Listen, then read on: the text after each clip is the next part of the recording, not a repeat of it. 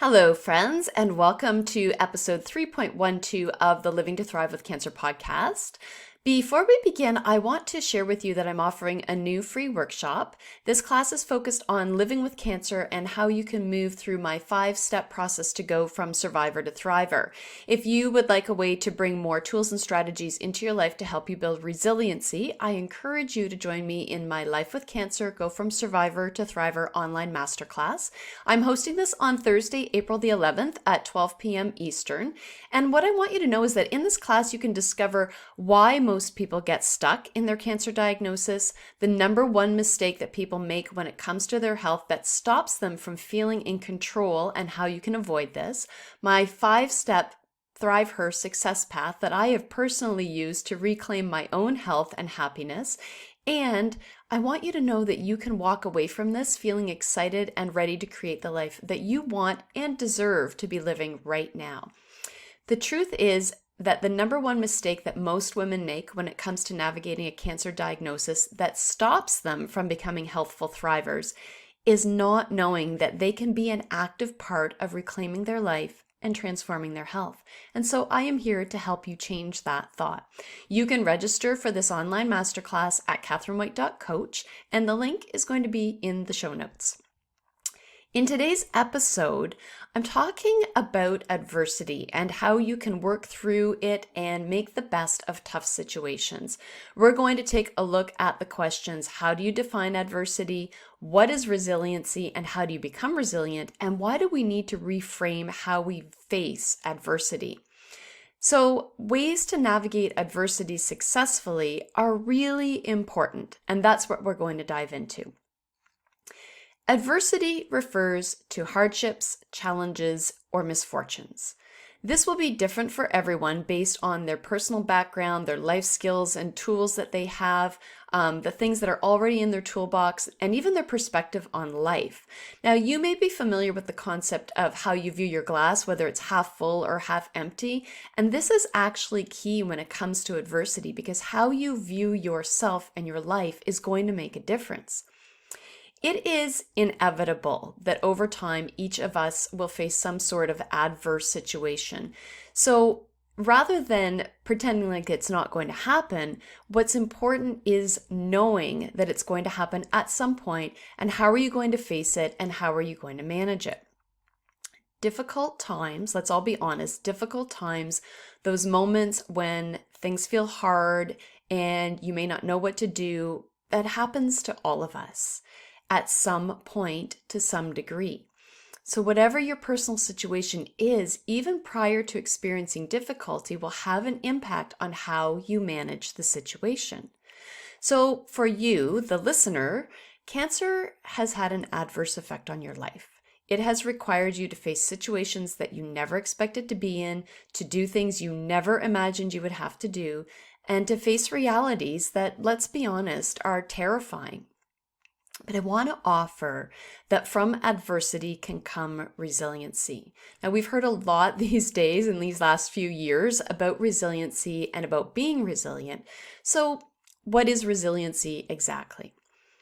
Psychology today defines the characteristic of resilience in individuals in terms of this. Rather than letting difficulties, traumatic events, or failure overcome them and drain their resolve, highly resilient people find a way to change course, emotionally heal, and continue moving toward their goals. That means having stamina. It is a certain tenacity that allows you to stand up and stand through the storms of life, and to triumph even in moments of great turbulence. Resilience allows you to be unshakable even in the moments of uncertainty, discomfort, and fear. Now, overcoming adversity might feel like it's a really big task, but it doesn't have to be impossible. The question is, where do you even start? How do you start to overcome adversity when you may not feel like you even have any tools in your toolbox? Well, let's begin with this idea of reframing how we face adversity. This is our chance to make lemonade out of lemons. It may not be the perfect glass of lemonade. It might have some pulp in it instead of being nice and smooth. It might be a little bit more bitter than sweet. It might even be lukewarm instead of being nice and cool and refreshing. But it's still an opportunity to make a shift. So let's go back to that definition of adversity that I mentioned at the beginning of the episode. Adversity refers to hardships, challenges, or misfortunes. So I want to challenge you today to reframe this line of thinking. What if instead you viewed adversity as an opportunity? As a chance to really learn who you are as a person and to see it as an opportunity to grow as a person, gather new skills or resources, or even change your life path. When I was diagnosed with stage 4 colon cancer, initially we were in the what the heck just happened phase, like I'm sure many of you have been in. We were in this shock and awe phase, fear and anger, and slightly panicked. But we also inherently knew that sitting in these emotions would not serve any of us, my husband or my sons. We didn't verbalize it, but there was just something inside of us that knew that we couldn't stay in this place. So again, we didn't really know that we were doing this at the time, but retrospectively, I can see now that we needed to reframe the situation and manage it rather than allowing it to take over and manage us. I knew that I had one job, and that was to stay alive. That required me to accept the diagnosis, be a consultant on my plan, accept that it was going to be hard, and then dig deep for strength and courage. Now, sometimes I wonder if I was able to access these tools because I had faced adversity growing up. I moved a lot, and at critical developmental and social ages when I was a kid. I grew up in a home where things were, shall we say, challenging regularly. I had to adapt to new social situations and learn how to keep my private life and my public life separate. I had encountered a number of trying situations and relationships professionally and personally. So when the time came for me to face the greatest challenge of my life, I already knew that confusion, fear, and then managing them and digging into them was something that was familiar to me. I knew what that looked like. So to me, putting on a brave face wasn't a new thing, and mustering all of my courage was not unknown. And I have to think that those pieces prepared me. Even though they were uncomfortable when they were happening, and retrospectively they were uncomfortable, I have to believe that they prepared me for what I was facing with a cancer diagnosis. So in effect, overcoming previous adversities actually prepared me for this cancer diagnosis. The message that we tell ourselves is so important. The things that we say to ourselves is so important. And sometimes we can reframe what we say in order to be more supportive of what we're going through at the time. So instead of saying, I can't do this, try, I can do this. And I know that might sound like really, really hard, but you just keep saying it over and over. I can do this. I can do this. When we take that negative can't out, our brain hears can. You can also try, what can I do? Versus just sitting back passively and handing the situation over to someone else or to the unknown. What can I do? Or what can I learn from this? Versus asking, why me? I never asked, why did this happen to me? I asked, what am I going to do with this? What can I do with this? And I have done something with this. What you may or may not know, and I tell this to my clients all of the time, is that your body hears everything you tell it. When you send positive thoughts and energy into your mind and your body, you can harness the ability to overcome. A byproduct of negative thinking is stress. And we've talked about stress a lot on this podcast. Stress creates a loop of thoughts and the potential to spiral downward. Negative thoughts actually create channels in your brain. This way of thinking can then become your default because you've created these pathways, these channels of negative thoughts. So that can become your default. And if you do a lot of negative thinking, you are wiring your brain to be good at producing negative thoughts. Your brain also gets good at seeing things to think about in a negative way. So there's a neuropsychologist, Dr. Rick Hanson. He wrote this book called Hardwiring Happiness, and I've linked it in the show notes for you. In it, he explains that inherently our brains are wired towards the negative. We could have 10 experiences during the day, 5 of which are neutral, 4 of which are positive, and 1 that is negative. And as humans, we are predisposed to sit with that negative thought because evolution has developed responding to negativity as a survival mechanism. So remembering the negative becomes important to our brain because it doesn't want us to repeat that action and it wants us to avoid the situations. Research has also shown that across a wide array of psychological events, people tend to focus more on the negative as they try to make sense of the world. And I know you probably know those people that everything that comes out of their mouth, every thought that they have is a negative thought or a negative reaction. And so my challenge to you is to try to learn to be the person who takes that negative experience and turns it around so that you're not stuck in that negative stress loop, so that you're not stuck in that space of creating wiring in your brain that is predisposed to negativity. We as humans tend to pay more attention to negative events than positive ones, learn from negative outcomes and experiences, which isn't always a bad thing. When something happens and it isn't something we want, we can learn from that. And we tend to make decisions based on negative information more than on positive data. And this is called negativity bias. It keeps us safe, but I would argue that it also keeps us stuck. So you can read more about negativity bias in an article on verywellmind.com, and I'll link that in the show notes also. So knowing this tendency towards the negative, how can we change our brains to focus on the good experiences? So let's bring this back to why we need to reframe our thoughts. Sitting in the negative increases stress and the fallout of stress, which has a significant impact on our mental and physical health. According to another study, you can see in this episode, I am loving the studies. According to another study, stress can either be a triggering or an aggravating factor for many diseases and pathological conditions. And I've linked that study as well in the show notes. Fighting adversity will not serve you. Let me say that again. Fighting adversity will not serve you. That is not to say that you should just roll over and accept a situation. I do not want you to roll over and accept situations. I want you to learn how to dig in, how to face adversity and become resilient.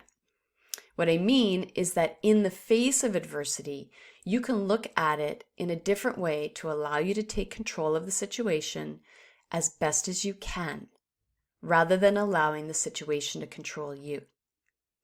When I'm working with my coaching clients, we spend a lot of time on mindset because it's really important when you have cancer to be aware of your thoughts and where they're coming from. We work through the thoughts and the feelings that are associated with the thoughts, and by uncovering what's underneath, the thoughts my clients are having, they're able to create new thoughts that allow them to step out of fight or flight and find some peace and therefore build resiliency. Seeing your thoughts, knowing what is happening in your brain, allows you to take back some control because you don't have to allow the thoughts to lead you. As I said, we're predisposed to negative thoughts, and with the ever-present fears around cancer, the mind will naturally go to the negative. Stopping a negative thought loop will help you to navigate the difficult times and enjoy the good ones. So, how do you do that? It's all great to talk about it, but how do you do that?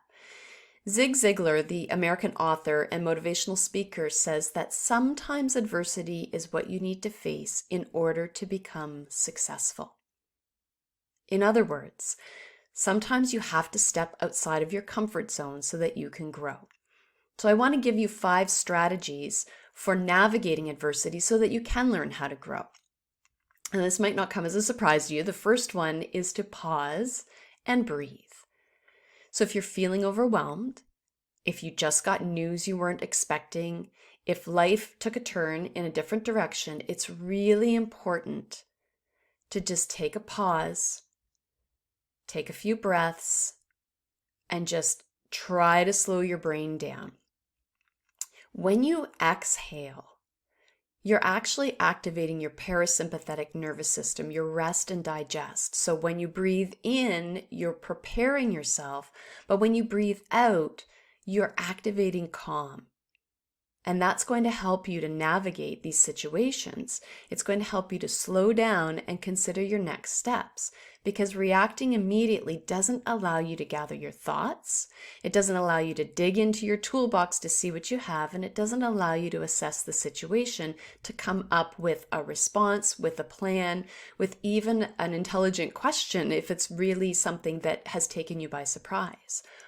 When you pause to breathe, you may be able to mentally prepare yourself for questions you may have or decisions that you have to make. You might be able to take stock of your previous experience. Like maybe you've been here before, or maybe you've had an experience that has prepared you for this. You may be able to find a little peace within and without. And you may even be able to find peace with the situation if you don't react immediately. So taking a pause and a breath may help you to just step back and be able to reassess for a minute. And I want to offer this, and you might think it's a little bit strange, but taking that pause and that breath might actually allow you to find your sense of humor also. Because sometimes, we just have to laugh. And I get that things aren't always funny, but I want to share something with you that was a real experience for myself. I remember when they wheeled me in for my liver resection surgery, I looked around and there was a room full of people. There had to have been like 12 or more people in the room, all just watching me as I was coming in. Was I scared? Absolutely. I had no idea what was going to happen. I was terrified. Did they know I was scared? I'm pretty sure that they did. I'm sure that they have seen this many, many times and have seen various versions of people as they come into the surgical suite. So I don't know where it came from. It just came like right out of my mouth. To lighten the mood, I made a crack about how many of them there were in the room and how I wanted to be very clear that I did not want to be there and that I had much better things to be doing with my time than hanging out with them. And really what it did was it just lightened the mood a little bit. It allowed me to laugh, which helped me to bring down my stress, and it allowed me to see them smile and to engage with them in a different way that wasn't about the medical situation, but was a human piece. So a little bit of laughter, it can be the best medicine, and it can help to de-escalate a situation. Sometimes you just have to laugh. So take that breath, use that time to pause, and see what you can do to support yourself. Next is something I've already referred to, which is reframing the situation. Take the opportunity to look at the situation from a different perspective. Now, in the thick of things, that might seem impossible, but what if you could give yourself the grace and the space to ask, what is the lesson in this situation? I know that might not feel easy, but when you can give yourself some space and just take a pause, maybe with that breath, you can ask, what is the lesson in this situation? What can you learn to perhaps make yourself a better person? Is there something in here that will allow you to better serve yourself or even others? It's interesting to me to note that many people who have faced adversity, myself included, often say that it was the best thing that ever happened to them. I didn't want cancer, obviously, but as a survivor and a thriver, I am so blessed to say that I have learned so much about myself and about what is important in life through all of this. And I've been able to make significant lifestyle changes that I wouldn't have pre-cancer. It was my wake-up call. Maybe it's been your wake-up call too. Maybe you're just, starting to dip your toes into this, but you're starting to see that there can be a different way to do this. And that can come from taking that pause and looking around. Adversity can offer valuable insights that in themselves can be life-changing. And I talked about this in episode 2.14, which is about thriving in adversity. So you may want to go back and give that episode a listen. Next is the idea of just embracing the suck. Cancer sucks. It really, really sucks. And I think that's just putting it a little bit lightly. But embracing the suck is a necessary part of facing the adversity and moving into resiliency. Because fighting the feeling, I'm not saying don't fight cancer. I mean, I don't use fight language, but you use what language feels good for you. What I'm saying is fighting the whole process isn't going to help. It's going to get you stuck where you are, and it's not going to allow you to move forward. So, no, this may not be what you wanted or expected. Of course it's not. But the fact is that it's happening. Whatever is happening is happening. And there's going to be moments where you may just want to run away. You might just want to scream. I highly encourage screaming. It feels really good when you do it. Or you might want to break all of your dishes. I literally remember standing in my kitchen one day. Our dishes are on shelves in our kitchen, open shelves. And I remember looking at them and thinking, I could just break all my dishes. I could just do that. And that wouldn't be a problem for me. You do what you do. I didn't end up breaking my dishes, but it was a thought that I had for this release that I needed to have. It is still going to be an issue no matter how you respond to it. So what you have to do is just embrace the suck, decide that you're going to face it head on, harness all the resources that you have, and harness your energy and step into it. You already have a lot inside of you that can support you. You may not know it yet, but I am so confident that you are going to discover, if you haven't already, things about yourself that you didn't even know. Thing number 4 is to not give up on yourself. Staying optimistic and really believing in yourself is such a critical part of moving through the cancer process. Like I said, your brain and your body can hear everything that you tell them. So do you want to feed them good news or do you want to feed them bad news? When bad things happen, it's easy to be negative and play the why me game. However, this mindset isn't going to get you anywhere. It's going to keep you stuck. So people who remain optimistic, even in the toughest times, naturally bounce back faster. Their brain is wiring to the positive, to the belief that good things can happen, that they can do this, that there is hope and possibility. Optimism is a powerful tool in overcoming adversity, and it will carry you through the dark moments and the big challenges. So this is where something called positive affirmations can help you. Telling yourself an uplifting thought or belief, even if you have to dig deep to say it, because you might not believe it in that moment, will gradually make a difference and help you to rewire your thoughts. You can change how you see things and change the patterns in your brain, one thought and one belief at a time. And the last piece I want to offer is to get a coach, get help. Overcoming adversity takes a blend of positivity and realism, of determination and real life skills, of inner strength, and of outer support.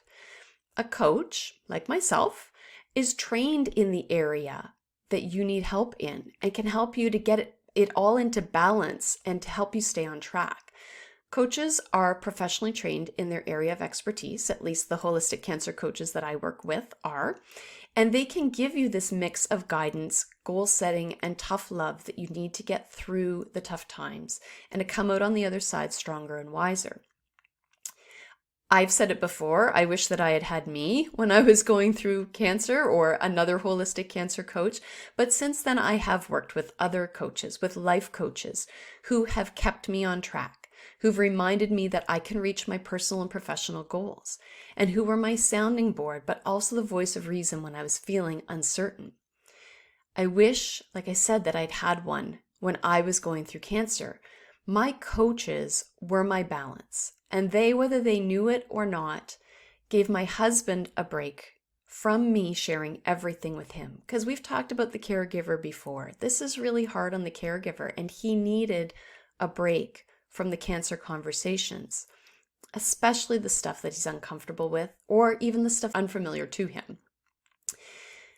I said at the beginning of the episode that adversity refers to hardships, challenges, or misfortunes, and that it will be different for everyone based on your personal background, your life skills, and the tools you already have in your toolbox, and your perspective on life. So I want to leave you with this quote that resonates so deeply with me from our very dear friend, Brené Brown. She said, "One day you will tell your story of how you overcame what you went through, and it will be someone else's survival guide." That is why I do what I do. That is my purpose, and that's why I am here with you and for you.